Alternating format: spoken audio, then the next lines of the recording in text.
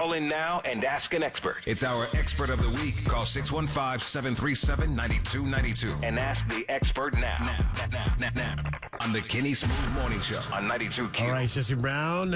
Yes. We got a very special guest. We got two guests in the studio, actually. And we're talking men's health all month long. And today, who do we have? We have the CEO of Heat 90. The focus with him in that company is restorative health. Tony Holt is in the studio. Hey, what's up, sir? How are you? And he is a professor of internal medicine and urology, the director of men's health at Meharry Medical College. Dr. Kevin Billups is our expert today. How you doing? I'm doing great. Welcome back. Thank you so much for being here. Be back. We're talking erectile dysfunction is the focus today, right? Just for clarity, please define erectile dysfunction. So erectile dysfunction is defined, too close. Yeah. Erectile dysfunction is defined as the inability to get or keep a good erection. But now let me just clarify that, because most people think when they have erectile dysfunction or ED, I'll say that a lot too, it's like you don't get any kind of erection anymore. That is ED, but that's like end-stage ED. The earliest symptom that a man has that's really important is you can't keep a good erection. So it's like a tire going flat. You may get firm, and you may get started, and it just goes flat. So there are stages like cancer? There are stages of ED? Think about it as phases. That is the early phase. But now, if you go in at that point, and that may happen once or twice out of every 10 times, and then it progresses, and then you finally get to where you just aren't getting anything. The earlier you go in, that's when we pick up a lot of the medical problems associated with ED that I'm sure we'll get into. You pick them up and you can do more about it. But that's the big thing I like to say about the definition is that a lot of men don't even think that's ED, but it is. Ooh. All right, guys. So we're gonna get into this a little bit, a lot of bit. All right, today we want you guys to ask your questions, and be serious about it too. I know y'all like, hey, and don't be embarrassed, and Please don't be. You're anonymous. You don't have to say your name, but this is a really big thing in our universe here because a lot of people go through it and they don't know what to do about it, but they don't want to go get help. That's exactly right. That's right. And it's linked to medical conditions, too. That's the other thing a lot of people don't realize. That it can be fixed. Oh, it can be fixed, and it's also associated with risk of other problems. So most people think, well, I'm tired, I'm stressed, and that's true, but I'll give you an example. For if you're a man between, say, 40 and 50, and you have erectile dysfunction, you have a 50-fold increased risk of having a heart attack or a stroke over the next 10 years. Oh, wow.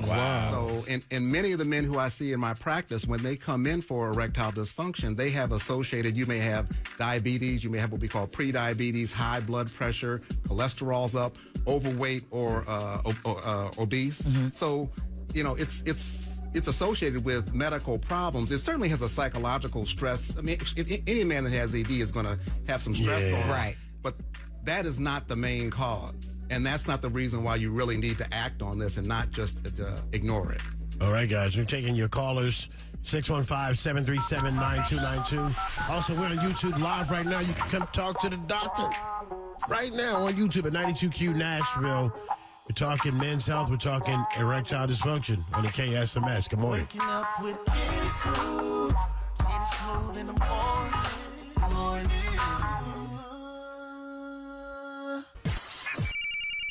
Call in now and ask an expert. It's our expert of the week. Call 615-737-9292 And ask the expert now. On the Kenny Smoov Morning Show On 92Q. 92Q, good morning. Go ahead and ask the expert. Good morning. I would like to ask Dr. Billups, you already said the age frame that it starts. What are some of the symptoms that before that starts with the age? Is there anything that can actually, it's not anything pertaining to drugs, it's just drugs and alcohol have anything to do with that too? Well, all of those are lifestyle factors that we'll get into. So certainly, risks of cigarette smoking, excessive alcohol, drug use, just poor lifestyle. If you're not exercising, if you're eating wrong, with a lot of us, the certain types of food. So all of those are associated with erectile dysfunction. So I always say, men don't get ED in a vacuum, right? I mean, I don't see the healthy 50-year-old that's working out every day, eating right, doing everything right, coming in with erectile dysfunction. That's not the picture that I see.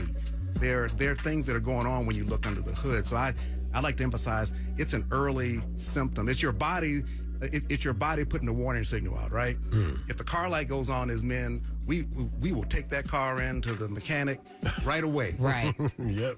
Now, ED is your body's warning light going off, and we'll sit there and ignore it. You know, the average years. person, not for years. That's exactly, the average guy that comes in has had this for 2 years or more. All right. I believe that. Thank you for your question. Yeah, so what I'm saying is... I'm sorry. They just will not be able to have an erection and just stay up. It's just going to just flat out. Well, when you don't get any erection at all, like I said, that is like you've had problems for a while then. The early thing I was trying to say was you can get an erection, you just can't keep it or maintain it. So it's like your tire going flat. So that's the early symptom, and then it progresses on to what you're saying where they just can't get an erection. Now, the good news is we'll talk about there are things you can do about that. You don't have to just live with this. So. Hope that answers your question. All right. Thank you. All right, guys. We're here today, Men's Health Awareness Month. We're here with Dr. Kevin Billups this morning, a.k.a. Mr. Fix-A-Flat, up in this thing. Hey, I know she's losing it over there. Crystal with an eye is having a terrible time in her seat right now. She said nothing today. She won't say nothing because she's like, whatever I say is going to be ridiculous. Okay. So we were talking about lifestyle, right, sis? Yes, we're talking about lifestyle, and Tony Holt is here, CEO of Heat 90 Restorative Health. Tell us all about the lifestyle changes as it pertains to ED. Yeah, so we started Hill 90 because what we recognized was some of the very things that Dr. Billups has been talking about. You can use food, nutrition, and lifestyle changes to actually improve your what's called metabolic health. And so as you improve your blood pressure, your cholesterol, diabetes, reduce your waist size, reduce your amount of weight, all boats rise, right? So including from an erectile dysfunction standpoint. And so helping people understand how to eat, what to do away with in your diet, in your nutritional profile is very important. People think eating lean meats and chicken is the best thing for you, but that's actually proven not to be true from the research. The best foods are beans, greens, seeds, vegetables. Seed ain't no food. They're very good for you. What kind of seeds? Especially for men. Flaxseed. Flaxseed. Oh, okay, Yeah, flaxseed. and okay. pumpkin seed. Very good. Pumpkin seed. Pumpkin seed. Okay. Yeah. So let's say everything that you just mentioned, and they're doing, say they have diabetes, high blood pressure, high cholesterol, and everything like that, and they change their lifestyle. And from what I know from my research, some of those medicines that they take for the other things can cause the ED as well. So if they're doing this, how does it counteract to make it to where you come in the middle and say, this is how we're going to fix it? Well, so what's interesting is one of the things that we see all the time is that people that go through the program and stick with the program, they get to a point where they can reduce or eliminate some of these other medicines, right? So just because you have diabetes, prediabetes, high blood pressure doesn't mean that you have to stay with that. When you really change what your lifestyle, what you're eating, your exercising, all that, when you make that commitment. Now, I'm not saying this is you have to have a why to do this, right? Yeah. But if you have the right why, those conditions get better. So that's why I say medicines treat symptoms.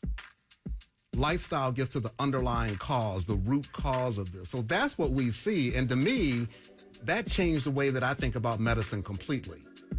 Because I'm like, I can't ignore this kind of intervention that can counteract these different conditions you have.